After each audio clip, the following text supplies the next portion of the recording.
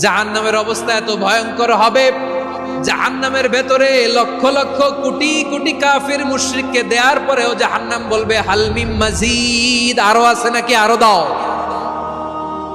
কোটি কোটি কাফেরের দল, মুশরিকের দল, সীমা লঙ্ঘনকারী দল, তাদেরকে যখন জাহান্নামে ফেলা হবে, বড় বড় পাথরখণ্ড জাহান্নামে ফেলা হবে, তারপরও জাহান্নাম বলবে হাল মিম মাজিদ, আরো আছে নাকি, দাও, আরো দাও, আরো দাও।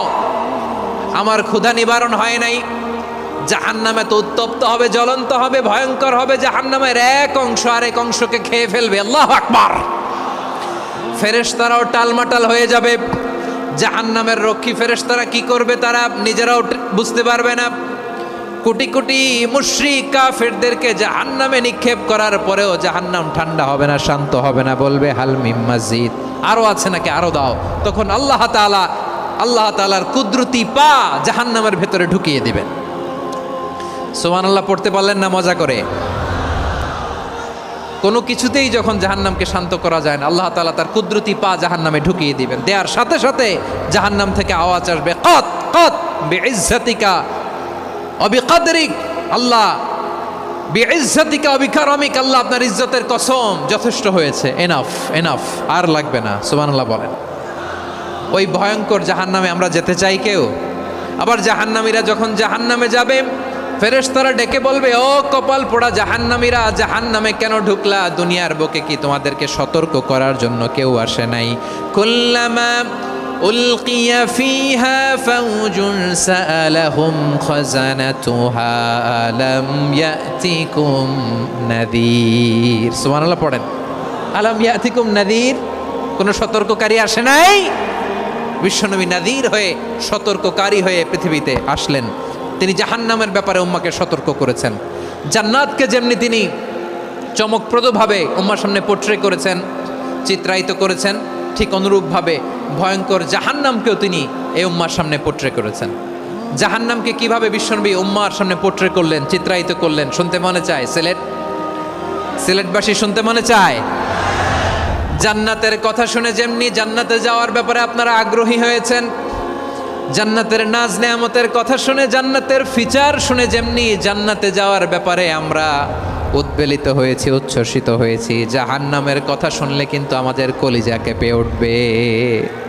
কিভাবে বিশ্বনবী পোট্রে করলেন? বিশ্বনবী বলেন, নারুকুম হাযিহিল্লাতী ইউকিদু ইবনু আদম জুজউন মিন ৭০ জুজআন মিন হাররি জাহান্নাম।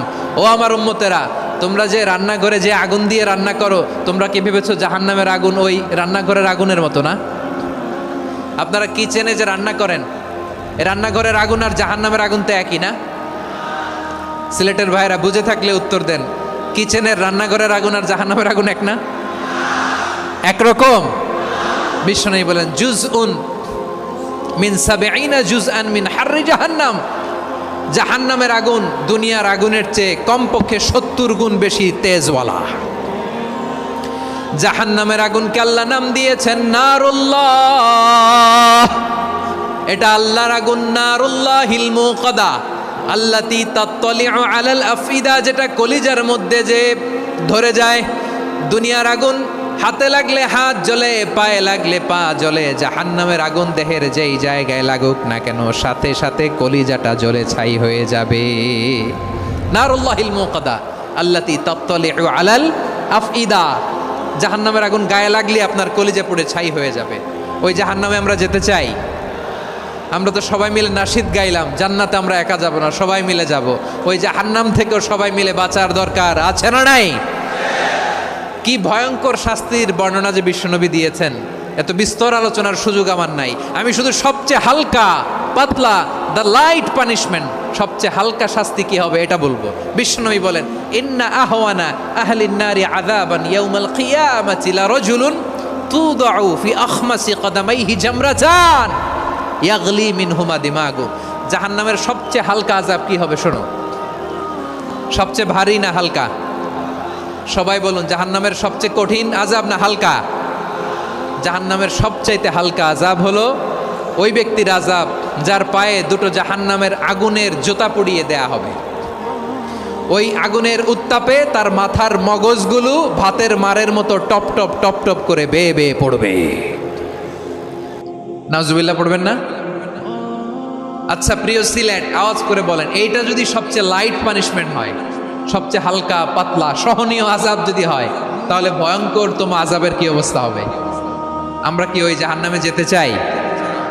জাহান্নামের অবস্থা এত ভয়ঙ্কর হবে, জাহান্নামের ভেতরে লক্ষ লক্ষ কোটি কোটি কাফির মুশরিককে দেওয়ার পরেও জাহান্নাম বলবে হাল মিন মাজিদ, আরো আছে নাকি, আরো দাও।